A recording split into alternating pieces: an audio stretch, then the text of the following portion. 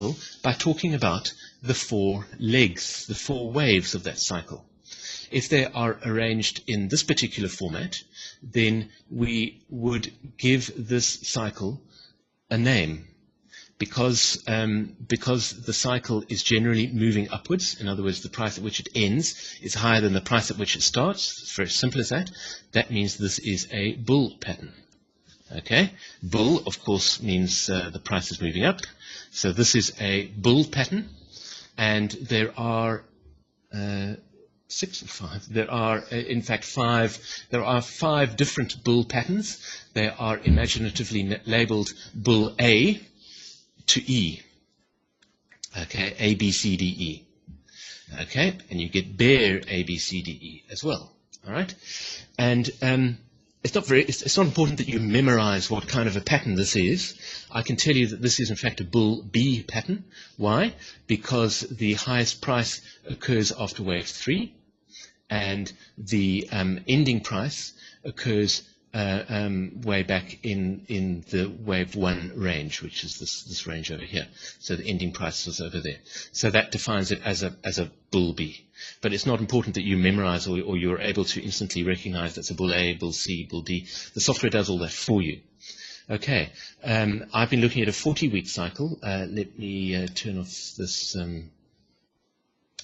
Let me turn off that whiteboard, and let's zoom in and let's have a look at another cycle. We can do this.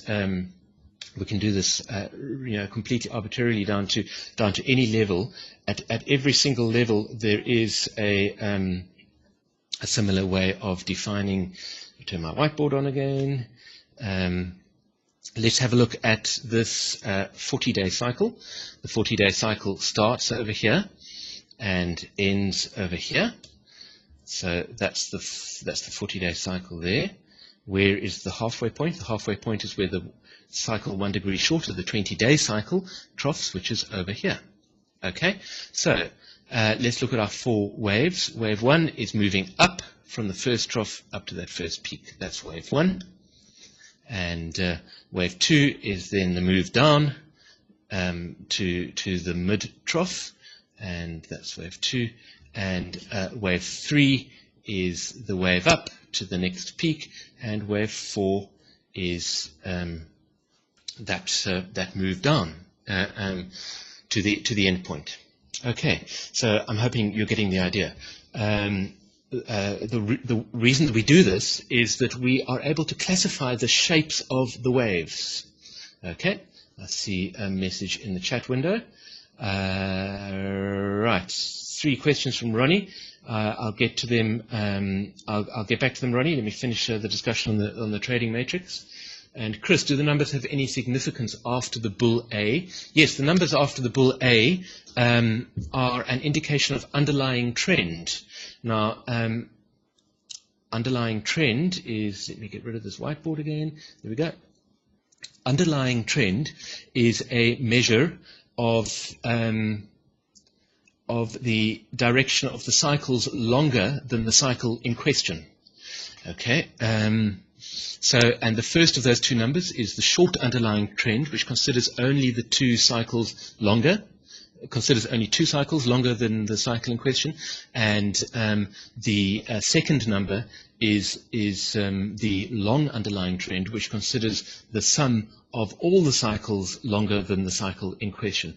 Underlying trend is a really important concept, and it's could take a little while to get your head around it. So I think I'm going to move on, and we're definitely going to have to come back to underlying trend several times.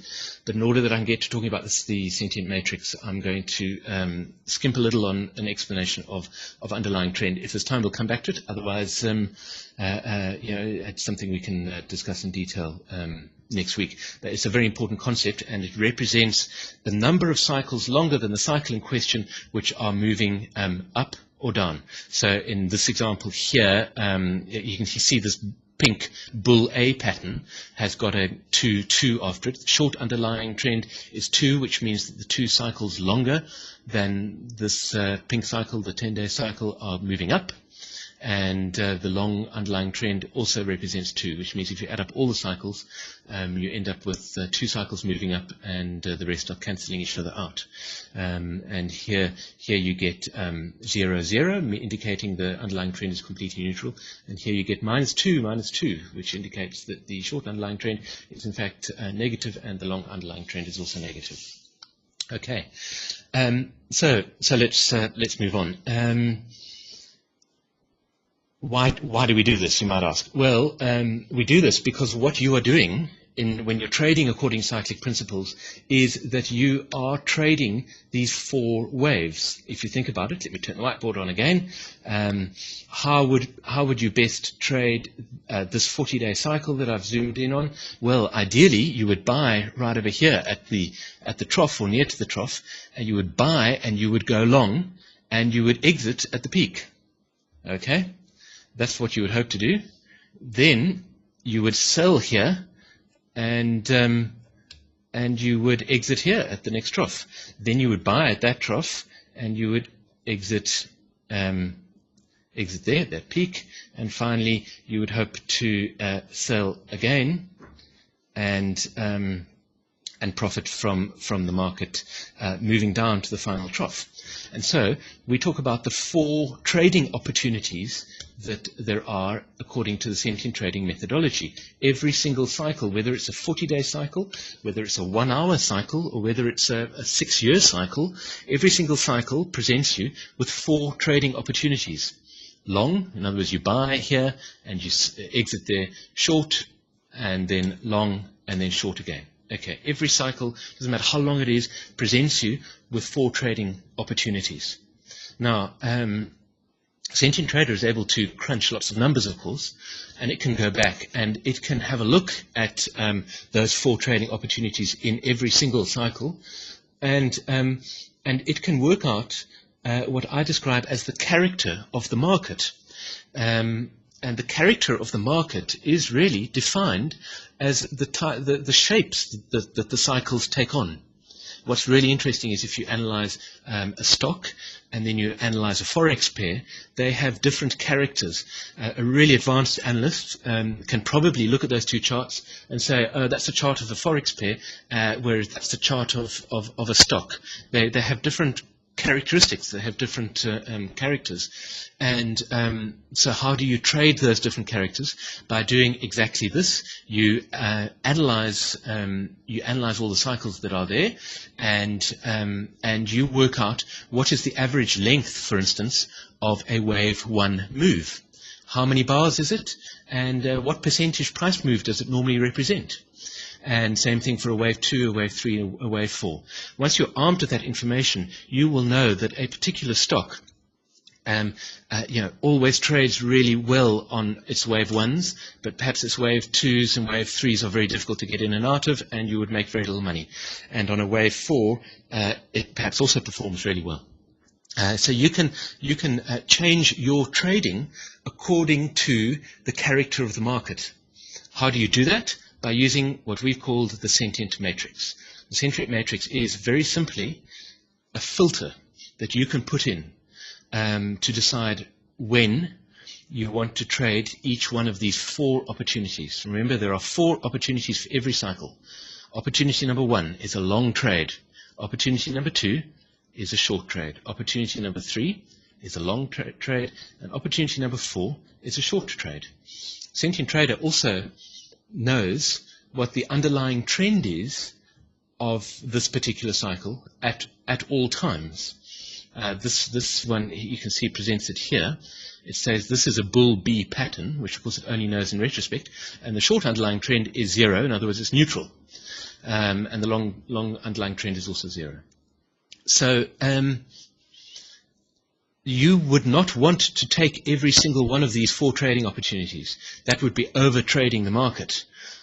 You might only want to take trade 1s, or in other words, the long trade at the beginning of the cycle. Or maybe you want to wait until the cycle has played out and you want to catch the downward move at the end of the cycle, so you only trade wave 4. Perhaps when the underlying trend is positive and causing the market to rise, you would want to take the wave 1 trade and the wave 3 trade, but not the 2 or 4. Similarly, when the underlying trend is negative and pushing the market down, you might want to take only the wave 2 and the wave 4 trades. How do you do that? You create a trading matrix, right? So that's what we're going to be doing today. I see some more chat questions there. One question: there are 4 opportunities in a cycle. Why is the 1-minute real-time analysis performing much more trades, please? In fact, it isn't, Ronnie. There are. I think perhaps I know what you mean. Yes, okay, I see what you're saying. In fact, the live analysis system very consistently takes between 96 and 102 trades per day. It's trading 24 hours a day. It's hypothetical, of course, these aren't real trades, but it's generating the signals for them. And 96 trades is 4 trades per hour, of course. Am I right? Yeah, 96 is 4 trades per hour. So in fact, it does very reliably take 4 trades per hour. But I think what you mean is when you watch it, when it tries to catch this trough over here, it will think maybe this is the trough, and it will get in here. It'll create an entry over there. That'll be a losing trade. It'll get out over there. It'll be a small losing trade. Then it might try again. It says, no, here's the trough. And so it'll get in there, make another small losing trade. And then finally it'll place a trade here, and that will be the correct trade, and it'll monitor it and then get out over here. So what does often happen, of course, is that it makes several false entries. Well, I shouldn't say several. It'll make 1 or 2 false entries in both the long and the short direction until it hits the jackpot. Sometimes, of course, it hits the jackpot first time, and it makes a nice clean entry when the market is behaving itself and painting beautiful cycles for us. Then the software gets in exactly at the trough, and it gets in perfectly. But I think what you mean by there being more than the 4 trading opportunities is that it has several false starts, false entries. Okay. Right, so let's move on. I've introduced what a trading matrix is. It's simply a filter, and it's not complicated. And I'm going to show you how you build one. Let's start from scratch. Let's create a new workspace. So I click on that button there. I want to use what do I want to use? Let's use NinjaTrader. Let's use NinjaTrader data, and let's do it. I've done this a bit like a cooking show for television. I baked the cake before the webinar, so I'm going to be able to jump ahead a little bit, but I'm going to show you the steps. So I'm doing the S&P 500. That ES ### is the continuous S&P 500 futures contract data from NinjaTrader, from Kinetic via NinjaTrader. Kinetic is fantastic. It gives us 14 years of end-of-day, very clean data for free. Let's say open. Okay, I want to trade the 40-day chart. I'm going to rush through this a little bit. 10-to-1 leverage, percentage equity to risk to a $10,000 account. The tick size is 0.25. The monetary value of one tick is $2.50. Minimum trade is 1 increment of 1. Maximum, I don't want to take more than 1,000 trades. I want to trade long and short, and I'm going to say okay. All right, so there we go. There's our chart of the S&P 500. As you know, the first thing you need to do is decide where you want to start the analysis. That's another whole webinar all of its own, but let me, just as a matter of interest, start the analysis roughly around about here, bar 280. I'll go analysis period. I select an analysis period 280, which takes us back to June 1998. You'll notice the software grays out those bars over there, and then I perform an analysis by clicking on the green button. The software is now analyzing 14 years of data, so that'll take it a minute or two. but I'm going to show you the recommended process for finding the correct matrix you should be using to trade this particular market. Remember, a matrix is just a fancy word for a filter. Okay, so what you're doing is you're saying, here is the market over the last 13 years.